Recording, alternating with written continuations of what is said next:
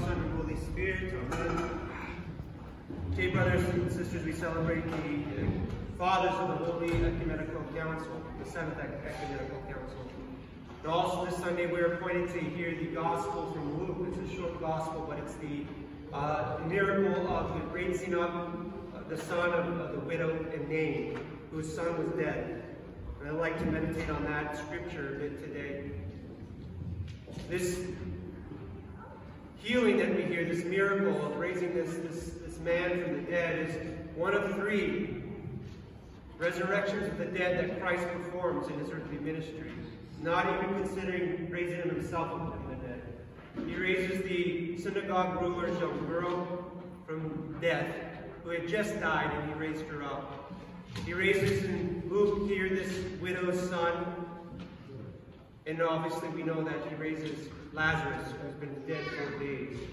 And so he's really bringing home that he truly is the author of life, and he has power over both life and death. And that his touch, even his touching the man, that he has power over death. He does this healing today to show us, yes, that he is truly commanding everything in this world, but also shows us compassion for this man, or for this widow, who has lost everything. The son was the last thing that she had in this world, probably provided for her, and now it's gone.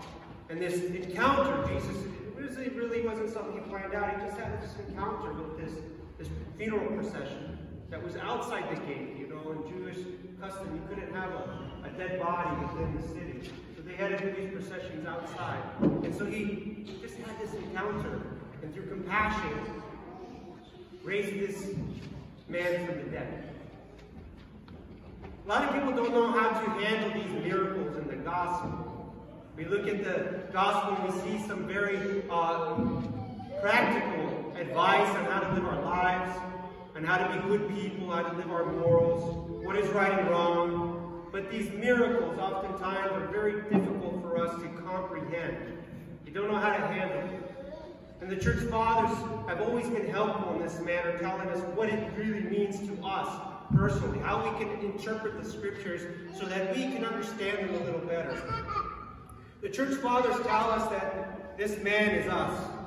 It is us, that we are living dead in this world. And that this woman is the most holy Mother of God, who is interceding and lamenting for our bodies and our souls all the time. And it's only through her intercessions that Christ has compassion on all of us to give us the grace to continue on living in this world. But sadly, not all of us are truly living. We may be alive, but we're not truly living. This concept really hit home to me this week. Friday, late in the evening, I get a call from the Air Force Base, my military commander. They said, Chaplain Lily, we have someone who's at the hospital in St. East, who's going into surgery, and would you go and visit her? And it's really late. It was already 9 o'clock, and I was kind of almost 9 o'clock. I was kind of, it's a weird request in the middle of the night. And so I said, oh, sure, I'll go and I'll see what I can do. So I got there, and they had just wheeled this woman to operation. She had been there all day. She had an aneurysm earlier in the day. And they had operated on her and relieved the aneurysm, but her brain was bleeding still. And so she had to go and have another surgery. She had to have another surgery. So I didn't get to speak with her. I don't think she was even able to talk at that point.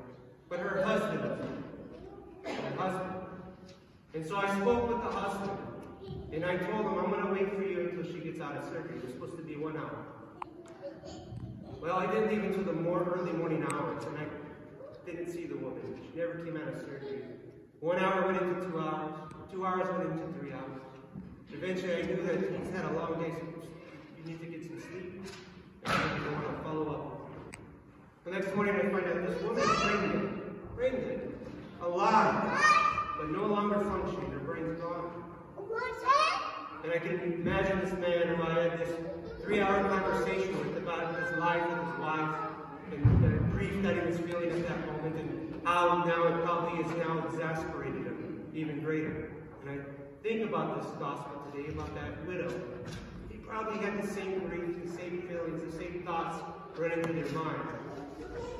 And it's a sad, tragic story, but there's things that we can learn from it, brothers and sisters. One life is going to throw at us a lot of stuff, and we can never take advantage of it. We can't just assume tomorrow will just be another day that we can waste away. We can't take it for granted. Time is precious. God gives us a very few years on this earth, and we have to make the best use of it as we can. And two, I think about that lady now. I don't know what the outcome is going to be. I'm sure I'll find out. But I assume she's still just laying on a hospital bed, breathing, but not there.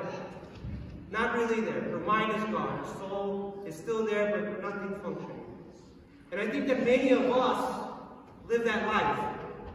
We may be walking around and talking, but we are really spiritually dead people. We have life in our body, but we are dead. We are spiritually dead, we are brain dead.